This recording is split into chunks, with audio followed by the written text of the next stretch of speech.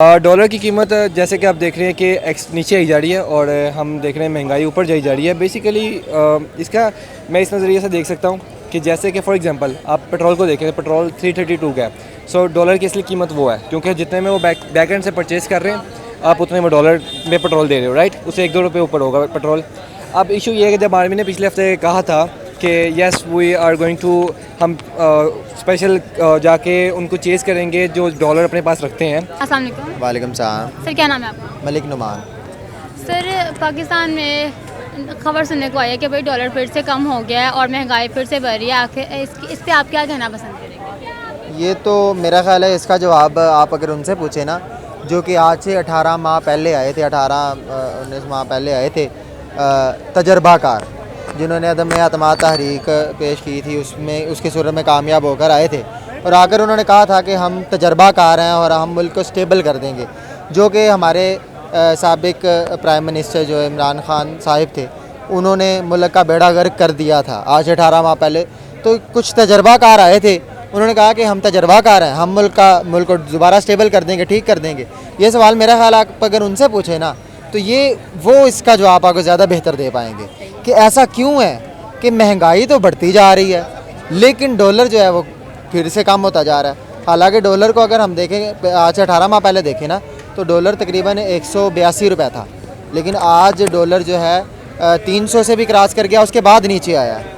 तो मेरा ख्याल है कि आप अगर उनसे पूछें तो ये ज़्यादा बेहतर होगा इसका जवाब। सर हमारी आवाम जिसकी ऑलरेडी महंगाई से जो है वो चीखें निकली पड़ी हैं, तो और उन पर जब इस तरह का बटन आएगा तो वो उनके हालात क्या होंगे? देखें, जो पढ़ा लिखा तबका है ना, जो समझदार तबका है, वो तो मुल्क छोड़ के जा रहे हैं। यानी कि जो मुल्क का फ्यूचर है, जिनकी वजह से मुल्क ने स्टेबल होना है, वो तो मुल्क छोड़ के जा रहे हैं। और जो मिडिल क्लास तबका है वो इस टाइम पिसा हुआ है, और मिडिल क्लास तबका इस टाइम इतना को पिसा हुआ है कि वो अपने हक़ के लिए भी नहीं बोल सकता और मुल्क से बाहर भी नहीं जा सकता। ज़ाहिर बात है, मुल्क से बाहर जाने के लिए तो पैसा चाहिए, और पैसा ज़ाहिर बात है वो मुल्क से बाहर जाने पे लगाएं या फिर अपने 2 वक्त की रोटी खाने पे लगाएं। तो इस वक्त हालात तो कोई भी नहीं है। गरीब और middle class, upper middle class, ये सारे इस वक्त जो है ना पिसे हुए हैं, पिसते चले जा रहे हैं, और तजर्बाकार जो है वो मुल्क को इस हाल पर पहुँचाई जा रहे हैं। सर हमारी गवर्नमेंट जो है वो किस तरीके से इस्टेब्लिश हो सकती है? हमारी गवर्नमेंट इस्टेब्लिश हो सकती है अगर गवर्नमेंट जो है ना वो आवाम की चुनी हुई हो। आवाम गवर्नमेंट को चुने, आवाम के वोट के सर पे जो है हमारा वज़ीर आज़म चुना जाए। और वोट का हक तो क्या आवाम को दिया जाता है? आवाम को वोट का हक तो दिया जाता है, लेकिन वज़ीर आज़म बनने के लिए ना, ये सदारती निज़ाम जब तक नहीं आता, मेरा नहीं ख्याल कि हम स्टेबल हो पाएंगे।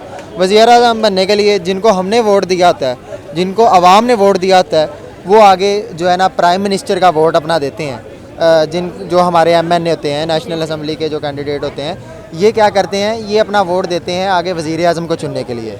तो वज़ीर आज़म को ये वोट देते हैं, हम वोट देते हैं जिसको वज़ीर आज़म बनाने के लिए, ये उसको वोट नहीं देते, बल्कि ये आगे क्या करते हैं, आगे जाके ये असम्बली में जाके लोटे बन जाते हैं और लोटे बनकर ये वोट आगे अपना दे देते हैं उसको जिनसे इन्होंने पैसे लिए होते हैं। जिसकी वजह से एक ऐसा हुक्मरान हमारे सर पर आ जाता है, एक ऐसा प्राइम मिनिस्टर हमारे सर पे आ जाता है जिसने प्राइम मिनिस्टर बनने के लिए बड़ा पैसा फेंका होता है। अब जिसने प्राइम मिनिस्टर बनने के लिए रिश्वतें दे के पैसा फेंका है, MPAs को, MNAs को ख़रीदने के लिए पैसा फेंका है, ज़ाहिर बात है वो फिर अपना पैसा पूरा करने के लिए करप्शन करता है। अब जब वो करप्शन करता है, वो करप्शन जो है वो आवाम के अंदर से निकलती है, महंगाई की सूरत में हमें वो फिर फेस करना पड़ता है। लेकिन सर अगर देखा जाए, अगर हुक्मरान हमारे करप्शन करते हैं, करप्ट हैं, तो कहीं ना कहीं आवाम भी हमारी ऐसी ही है।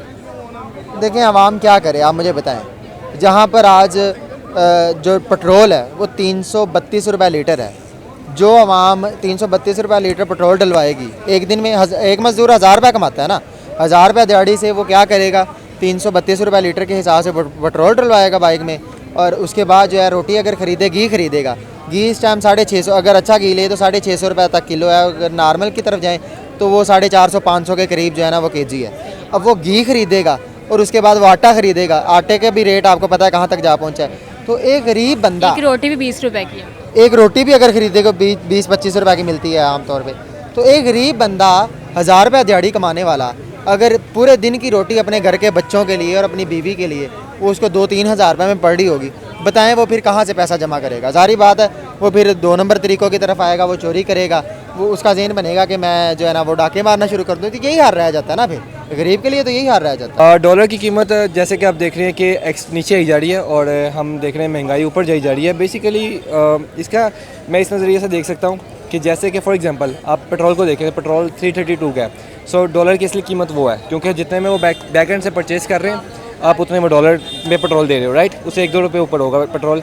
अब इशू ये है कि जब आर्मी ने पिछले हफ्ते कहा था कि yes we are going to, हम स्पेशल जाके उनको चेज़ करेंगे जो डॉलर अपने पास रखते हैं या जो डॉलर की स्मगलिंग करते हैं उनको जाके पकड़ेंगे, फ़ौरन डॉलर नीचे आया। वो इसलिए क्योंकि आर्मी का ना खुद, मैं कुछ कहना नहीं चाहता, लेकिन आर्मी का जो खुद हो सकता है कि इंटीरियर हो कि उन्होंने कोई चीज़ परचेजिंग करनी है जिसकी वजह से डॉलर की कीमत इस वक्त वक्ती तौर पर गिराई है।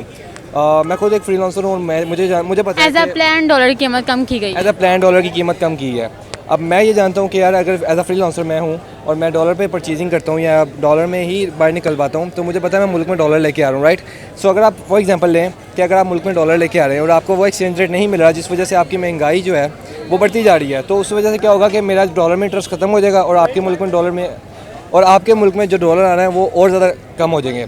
तो इसको बैलेंस रखने के लिए सबसे बेहतरीन मेरा ख्याल है कि हुकूमत को करना चाहिए कि इसको बैलेंस रखें ताकि हमारे पास जो है ना एक बैलेंस बरकरार रहे और ताकि डॉलर भी ज़्यादा है और हम एक्सपोर्ट भी ज़्यादा कर सकें। सर, इस बढ़ती महंगाई से हमारी आवाम की चीखें तो ऑलरेडी निकल चुकी थी, लेकिन अब दोबारा से जब महंगाई होगी तो आवाम का क्या रद्द-ए-अमल होगा? रद्द-ए-अमल मैं तो ये कहता हूँ, मेरा मशवरा ये है कि जो घर के सारे अफराद हैं ना वो सारे कमाना शुरू कर दें, फिर आपको महंगाई नहीं इतनी लगेगी। क्योंकि अगर बाहर के मुल्क देखा जाए ना तो वहाँ पे तकरीबन हर बंदा, एक दूसरा छोटा बच्चा हो 18 साल का हो, कमाना शुरू कर देता है। इवन के उसकी मदर कमा रही होती है, उसके फादर कमा रहे होते हैं। इवन के बाहर जो है ना इतना इन्फ्लुएंस, इतने ज़्यादा यहाँ पे कैसे, लेकिन सर पाकिस्तान में काफ़ी ऐसे लोग भी हैं जो समझते हैं कि भाई लड़कियाँ बाहर नहीं जाएंगी और लड़कियों का वो बाहर जाना और जॉब करना ममनू करार देते हैं। देखें, वो इसलिए कहते हैं क्योंकि वो जानते हैं कि पाकिस्तानी मर्द कैसे हैं, राइट। सो अगर आपको पता हो कि आपकी बेटी कैसी है, राइट, आपको पता हो कि आपकी बेटी इतनी स्ट्रॉन्ग है कि वो आगे से फेस कर लेगी अगले को, तो definitely I don't think so कि इसमें कोई प्रॉब्लम होगा कि आप लड़की को बाहर भेजो। क्योंकि जिस तरह के इलाज आ रहे हैं, अगर पूरे घर का जस्ट फॉर एग्जांपल 5 लोग हैं, एक फ़र्द कमा रहा है, बिलफर्ज 1 लाख भी कमा रहा है, वो 2 लाख भी कमा रहा है, तो गुजारा नहीं कभी भी हो सकता, राइट। तो अगर आप घर के सारे अफरादों को कर सकते हैं कि कोशिश ये करें कि जितने भी बाहर निकल सकते हैं या घर बैठ के ऑनलाइन, आजकल तो इतनी ज़्यादा अपॉर्चुनिटीज़ हैं। यूट्यूब, आप जैसे कि आप देख सकते हैं, यूट्यूब पे प्लेटफॉर्म है एक, वहाँ पे ऑनलाइन आप कर सकते हो सारी चीज़ें, राइट। सो मेरा नहीं ख्याल कि महंगाई जो है मैं उसकी वजह से आवाम को रोकना चाहिए, बल्कि आवाम को खुद सेल्फ डेवलप होना चाहिए ताकि वो महंगाई को फेस कर सके।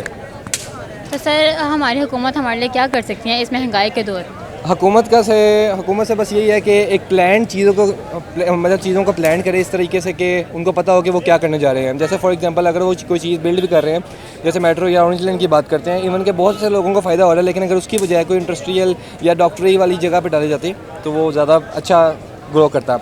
ये हमें शो करवाते हैं कि हमने ये चीज़ें बनाई हैं। इवन के इनको करना ये चाहिए कि अंदरूनी चीज़ें ख़त्म करें ताकि हमारे मुल्क जो है वो तरक्की करे। तो सर पाकिस्तान को चाहिए कि वो दूसरे ममालिक के साथ अपने रिलेशनशिप्स कायम करे? डेफिनेटली उनको चाहिए कि वो दूसरे ममालिक के साथ रिलेशनशिप कायम करें। अगर हम सारी कंट्रीज़ को उठा के देखें तो यूएस जो है वो यूके के साथ है, इवन के इंडिया भी है वो अपने साथों में बांग्लादेश के साथ हो गया हुआ है। और अगर हम चाइना के साथ हैं तो हमें सिर्फ चाइना के साथ ही हमें जितनी ज़रूरत है, हमें तो अफगानिस्तान, उसके साथ इंडिया, उसके बाद जितने भी हमारे ममालिक हैं सबके साथ हमें दोस्ती वगैरह बनानी चाहिए। ठीक है सर, आप पाकिस्तानी हुकूमत को नसीहत करते थे? हुकूमत को ये नसीहत है कि यार प्लीज़ जो भी आपने आइडियाज़ वगैरह सोचने हैं वो सोच समझ के लीजिए और पेट्रोल की कीमतों को थोड़ा सा कम कीजिए। क्योंकि इवन के अगर मुझे भी बहुत ज़्यादा लग रही है तो डेफिनेटली एक आम बंदे को भी ज़्यादा लगेगी।